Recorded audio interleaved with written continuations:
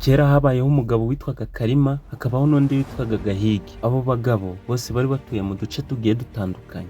Umugabo witwaga Kalima yari atuye ahantu heza haboneka imvura, ibihingwa bikera, haboneka ubuzima bwiza ugereranyije n'aho Gahigi yari atuye. Aho ngaho Gahigi yari atuye, izuba ryari ryaravuye ari ryinshi, ibihingwa byarumye, nta buzima, ibintu bimeze nabi, inzara yarabishe ku buryo buri hejuru. Kwa Gahigi bitewe no kubura izuba, ibintu byose bakeneraga bajyaga kubihaha kwa Kalima. Umunsi umwe igihe Gahigi yari agiye guhaha ku isoko, yahuye na Kalima, ubundi baraganira nk'abantu batari baherukanye. Ehehe, mbega Gahigi waje gukora iki? Wahora n'iki Kari? Njye naje guhaha udushyimbo, udushaza n'utujumba. Reka nizere ko ufite amafaranga menshi. Nayakura he se Kari? Muri bwa bunyobwa bwawe. Bwararumbye pe. Amaye nka tata gwese abahizi twataramye.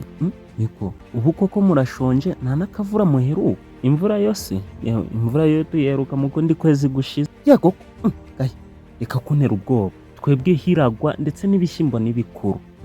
Yewe Kari, reka nere gutinda, reka njye kubaza ibiciro bya biriya bicuruzwa, wenda hari ibyo biragurika. Nta kundi, genda nanjye ndatashye aho butaha. Sawa. Mu makuru naje gukurikirana, nasanze kwa Gahigi imvura yakomeje kubura, inzara irabica kugeza n'ubwo abantu bagiye bagahunga muri ako gace bakaza kwiturira kwa Kalima.